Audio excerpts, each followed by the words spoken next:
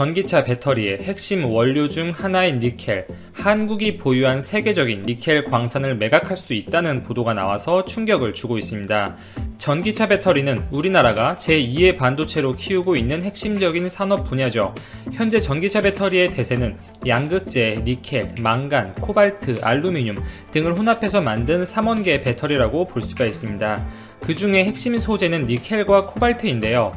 니켈의 함량이 높을수록 보다 높은 출력의 제품을 생산할 수 있어서 전기차의 주행 거리를 늘릴 수가 있고, 코발트의 경우에는 희소한 원자재이다 보니 가격 단가가 상당히 높아서 코발트의 비중을 줄이기 위한 연구가 지속되고 있습니다. 이 전기차 배터리는 한국뿐만 아니라 중국, 일본의 기업들이 적극적으로 개발하고 있고 패권을 차지하기 위해서 욕심을 내고 있는 산업이죠. 유럽 기업들, 그리고 더 나아가서 테슬라마저 자체 생산에 욕심을 낼 정도로 많은 경쟁자들이 있습니다. 이 배터리 패권을 달성하기 위해서는 기술력뿐만 아니라 위에서 언급드린 니켈, 코발트 등의 원자재의 안정적인 확보가 매우 중요하다고 볼 수가 있는데요. 이러한 배경 속에서 최근 한국광물자원공사가 2조 원을 투자했던 아프리카 마다가스카르의 암바토비 니켈 광산 사업이 전면 백지화될 위기에 처했다는 소식이 보도가 되었습니다.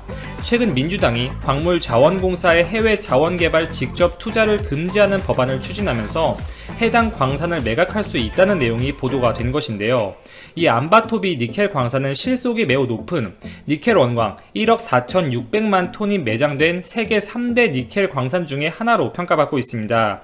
현재 주요 주주로 일본의 스미토모 상사, 한국광물자원공사, 캐나다 셰릿 등이 있고, 한국광물자원공사는 33%의 지분을 가지고 있습니다. 현재 니켈 가격은 연이어 폭등하고 있습니다. 니켈의 현물 가격은 톤당 14,888달러이고 올해 4월 12,000달러를 기록한 것과 비교하면 20% 이상 단기간에 가격이 상승했죠. 현재 연중 최고치를 기록하고 있습니다. 전기차의 보급이 본격화되고 배터리 생산량이 늘어날수록 당연히 니켈의 수요는 늘어날 수밖에 없고, 2020년 15만 톤에서 2030년 110만 톤으로 10년 뒤에는 니켈의 수요가 7배 이상 늘어날 것으로 예측을 하고 있습니다. 이러한 세계적인 추세에서 니켈 광산을 갑자기 매각한다는 것은 좋지 못한 선택이라고 봅니다. 더 나아가 우리나라 국내 배터리 3사, LG화학, 삼성 SDI, SK이노베이션 중에 해외에 니켈 광산 지분을 보유한 업체는 단 한 곳도 없습니다. 한국광물자원공사는 이달 초에 암바토비 광산 지분 33% 그 매각을 위한 자문 용역 입찰 공고를 냈다고 합니다. 공사 측은 국내 기업들을 대상으로 먼저 입찰을 해보고 안되면 해외 투자자들에게 팔겠다고 밝혔는데, 국내 배터리 업체들이 이렇게 조 단위의 천문학적인 금액을 써서 광산의 지분을 매입하기에는 현실적으로 어려울 것입니다. 결국 국내에서 사겠다는 단체가 나오지 않으면 해외 투자 기업들에게 매각한다는 것인데, 유력한 후보는 어디겠습니까? 당연히 중국이나 일본, 특히 중국이 유력하겠죠. 중국은 니켈 확보에 지금 열을 올리고 있어요. 이미 지난 5월 1조 원을 들여서 인도네시아의 채굴 사업에 투자하겠다고 밝힌 바 있었습니다. 한국광물자원공사는 실제로 작년 기준 부채가 6조 원을 넘어서면서 매우 어려운 상황이긴 합니다. 그러나 암바토비 광산의 니켈 생산량은 지속적으로 늘어나고 있고, 니켈 가격이 오르면 실적은 더 좋아질 가능성이 높아요. 암바토비 광산은 실제로 국내에 니켈 1만 톤가량, 전체의 8%가량을 공급하고 있어요. 연간 3만 대가량을 만들 수 있는 양이라고 합니다. 암바토비 광산이 매각되면 이렇게 국내 전기차 배터리 기업들이 안정적으로 공급받을 수 있는 공급처 중에 한 곳이 사라지게 되는 것이죠. 단기적으로 분명 어려울 수 있습니다. 그러나 다른 것도 아니고 제2의 반도체, 핵심 산업이라고 불리는 전기차 배터리, 거기에 핵심 소재입니다. 전망도 밝아요. 30년, 40년 이렇게 긴 호흡으로 바라봐야 한다는 것이죠. 현재도 국내 배터리 기업들 니켈 공급을 대부분 중국에서 의존하고 있습니다. 대략 70% 이상을 중국에서 받아오고 있어요. 한 예로 LG화학은 2018년에 중국의 화유 코발트라는 기업과 합작 법인을 세우고 원자재를 공급받고 있는 상황입니다. 이렇게 니켈의 중요도가 올라가고 경제 무기화되는 시점에서 단기간의 손해 때문에, 법안 때문에 니켈 광산을 매각한다? 절대 안 된다고 생각합니다. 중국의 추격이 가파른 상황에서 보다 중국에게 더 날개를 달아줄 수밖에 없는, 중국에게 힘을 실어줄 수밖에 없는 조치예요. 재고가 분명 필요한 내용입니다. 자, 다음 소식입니다. 중국이 자랑하는 배터리 기업. 중국의 1위 배터리 기업 CATL에 배터리가 탑재된 전기차에 잇따른 화재가 발생하면서 중국의 처참한 배터리 기술력을 다시 한번 입증했습니다. 26일 현지 언론의 보도에 따르면 중국의 완성차 업체 광저우 기차의 아이온 S에서 이번 달에만 2차례 화재가 발생했다고 하는데요. 5월에도 이미 한 차례 화재가 발생하면서 올해에만 공식적으로 3차례입니다. 이번 달에 발생한 화재에 대한 원인은 공식적으로 알려지진 않았지만 5월에 발생했던 지난 화재의 발화 지점은 배터리인 것으로 알려졌고 이번에도 배터리가 원인인 것으로 추정이 되고 있습니다. 이 광저우 기차는 올해 중국 현지에서 판매량 4위에 오른 큰 기업이라고 볼 수가 있고 이 아이온 S에는 CATL의 배터리가 탑재가 되는데요. CATL이 공급한 배터리는 NCM811 배터리로 알려져 있고 현재 지리 자동차나 BMW iX3 등에도 해당 배터리가 공급되고 있습니다. 이 NCM811 배터리는 양극재의 핵심 원료 니켈, 코발트, 망간이 각각 80%, 10%, 10%씩 들어간 제품을 의미하는데요. 이 양극재의 조성에 따라서 전기차의 안전성이나 1회 충전 시의 최대 주행거리 등과 직접적으로 연관이 되겠죠. 니켈의 비중이 높으면 보다 주행거리를 늘릴 수가 있지만 안전성은 낮아지죠. 그래서 니켈의 함량을 최대한 올리면서 안정성을 확보하는 것이 배터리 업체들의 공통된 고민인 것입니다. 현재 가장 많이 사용되는 배터리 타입은 NCM523과 NCM622이죠. 이들이 차지하는 비중이 전체 배터리의 과반 이상입니다. 현재 전세계 배터리 1위 기업인 LG화학의 주력 상품이 NCM622이기도 하고요. 이 점점 니켈의 비중을 올리고 배터리 성능을 끌어올리는 쪽으로 진행이 되고 있고 이 작년과 비교해서 NCM523의 사용량은 절반으로 줄어든 것에 비해서 니켈의 함량이 높은 NCM622나 NCM811은 그 사용량이 눈에 띄게 늘어나고 있어요. 특히 NCM811은 500%가량 늘어났는데 올해 들어서 이 고성능의 제품이 본격적으로 공급되기 시작했습니다. 현재 국내 배터리 3사는 모두 NCM811을 완성시킨 상태죠. 이미 LG화학은 테슬라의 모델3 일부에 NCM811 배터리를 공급하고 있고 SK이노베이션은 심지어 니켈 비중 90%의 이 궁극적인 하이니켈 배터리를 세계 최초로 상용화시켰습니다. 이렇게 만든 NCM9 반반 배터리를 미국의 포드 F150 전기 픽업 트럭에 탑재할 계획으로 알려져 있어요. 삼성 SDI도 내년에 출시될 5세대 전기차 배터리에 니켈 함량을 88% 이상으로 끌어올린 NCA 배터리를 적용할 것으로 보입니다. 삼성 SDI의 NCA 배터리는 BMW의 차세대 전기차에 탑재가 되고 이와 관련해서 양사는 4조 원 규모의 공급 계약을 체결한 바 있습니다. 중국 기업들 CATL은 이렇게 NCM811 배터리 생산에는 들어갔지만 안정성 측면에서 벌써부터 유의미한 문제점들이 나오고 있는 상황이고요. 또 다른 기업 BYD는 NCM611에서 NCM822로 넘어가는 시점입니다. CATL은 사실 점유율은 높지만 이 중국 내수 시장에 강력한 힘을 빌리고 중국 정부의 전폭적인 지원을 받은 결과라는 것에는 부인할 여지가 없죠. 실제로 CATL이 제조하는 3원계 배터리의 공장 수율은 50%대에 머무는 것으로 알려진 만큼 생산성도 분명 떨어지고 불량률도 높습니다. 니켈 함량을 무리하게 높이려다 안전성 이슈가 발생했을 가능성이 현 시점에서 높다 보고요. 이 CATL의 주력 상품은 리튬 인산철 배터리죠. 이 3원계 배터리는 이미 국내 3사에 밀린다고 판단, 이 리튬 인산철 배터리를 적극적으로 개발해서 즉 가격 단가를 낮춰서 국내 기업들과 경쟁하겠다는 심산입니다. 테슬라 역시 기존의 LG화학과 계약을 체결한 데에 이어서 CATL의 리튬 인산철 배터리를 탑재한 모델3를 출시할 계획에 있다고 밝힌 상태이고요. 그렇다면 전기차의 리딩 기업인 테슬라가 왜 성능이 떨어지는 이 리튬 인산철 배터리를 사용하려고 하느냐? 가격 문제겠죠. 3원계 배터리의 핵심 원료 중 하나인 코발트 원자재의 가격이 비싸고 가격 변동성이 큰 편입니다. 그리고 니켈 원자재의 가격도 계속 오르고 있어요. 이 코발트의 비중을 줄이는 것이 단가 측면에서 유리하고 이를 달성하기 위해서 알루미늄을 섞던지 그리고 니켈의 비중을 올려서 더 비싼 코발트의 비중을 낮추던지 이렇게 최적의 조성에 대한 연구가 끊임없이 진행 중에 있습니다. 리튬 인산철 배터리는 이러한 부분에서 자유롭다는 것이죠. 무겁고 출력이 낮고 고효율과 거리가 먼 제품이라고 평가받고 있지만 이 가격적인 면에서 메리트가 있기에 테슬라가 CATL과 협력해 이 리튬 인산철의 배터리의 성능을 획기적으로 개선시키기 위해서 노력을 하고 있는 것이고 9월에 테슬라의 배터리 데이가 많은 주목을 받고 있는 상황이죠. 어쨌든 현 시점에서 CATL은 3원계 배터리 제조에 분명 어려움을 겪고 있는 것이고, 야심차게 한국의 기업들에 뒤이어 NCM811 배터리를 상용화시켰지만 벌써부터 굵직한 이슈들이 터지는 상황입니다. 실제로 아직 한국과 중국의 배터리 기술 격차는 2년에서 3년 정도이고, 중국이 아무리 인력을 빼가더라도 단시간 내에 한국의 기술력을 따라잡는 것은 불가능하겠습니다. 이상 여기까지 정리하고 마치겠습니다. 오늘도 제 방송을 들어주셔서 진심으로 감사드립니다. 제주도는 비상 2단계로 격상해 13개 부서와 9개 재난관리 책임기관, 전체 공무원 10분의 1 비상근무체제에 돌입했다고 이날 밝혔다. 도교육청은 26일 등교 수업이 아닌 원격 수업을 진행하도록 유치원을 포함한 각 학교에 안내했다. 제주를 오가는 항공편은 오후까지 전편이 개랑 조처됐다. 제주공항에는 2012년 태풍 볼라벤과 2019년 태풍 링링 네스에도 최대 순간 풍속 초속 40m 내외의 강풍이 불어 항공편 결항이 속출했다. 기상청에 따르면 태풍 바비는 이날 오전 9시 현지 강도 매우 강으로 발달했으며 최대 풍속이 초속 45m로 강한 바람을 유지하고 있다.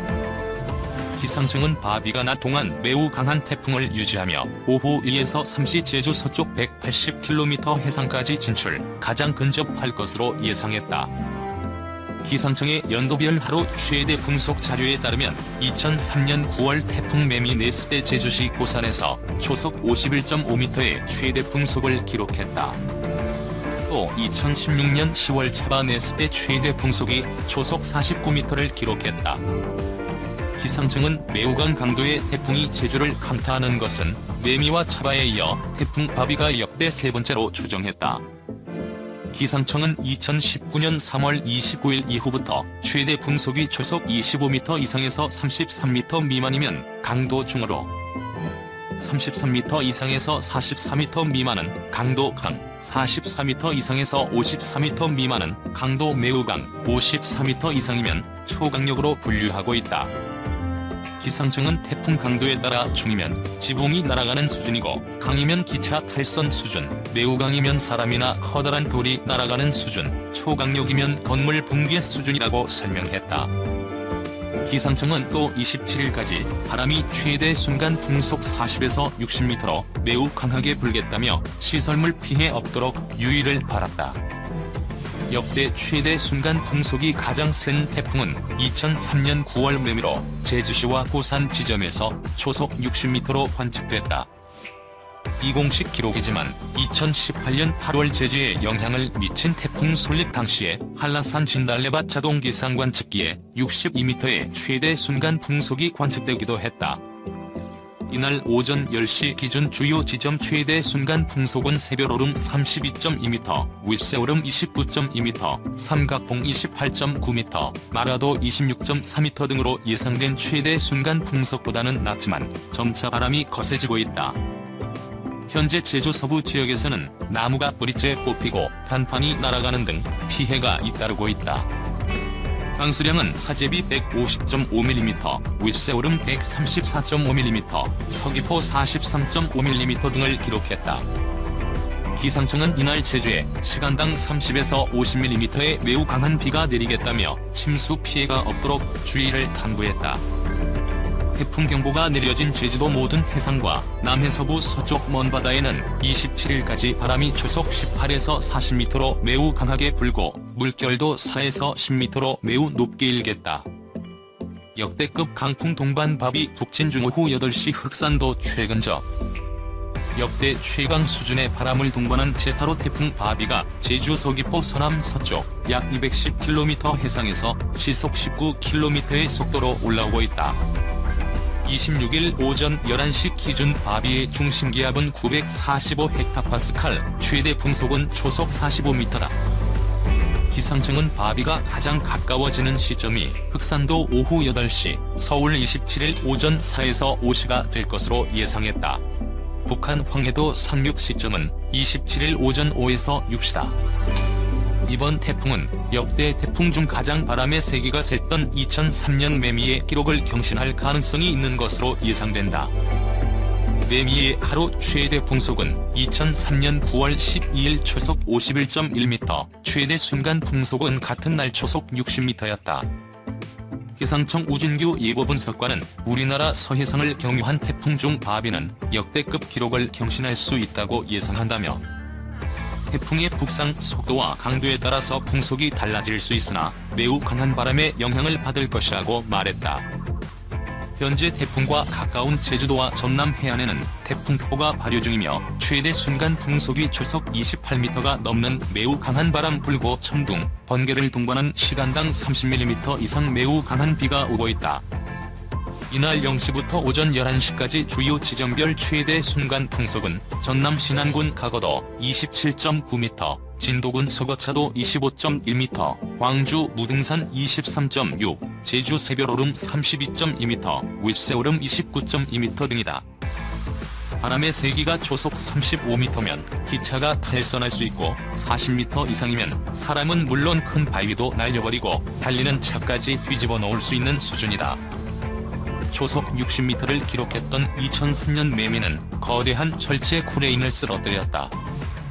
같은 시간 강수량은 전남 여수시 거문도 53.0mm, 강진군 49.0mm, 영암군 학산면 44.5mm, 제주 사제리 183.5mm, 윗새오름 153.0mm, 서귀포 대정읍 120.5mm다. 예보분석관은 바비의 예상이동 경로가 수십 킬로미터의 변동성을 가지고 있지만 서쪽 지방에 미치는 영향은 크지 않다며 매우 강한 바람과 많은 비가 올 것으로 예상되니 피해가 없도록 각별히 유의해야 한다고 강조했다. 교회가 미안합니다. 현수막 부착한 부산교회, 부기총과 선긋기.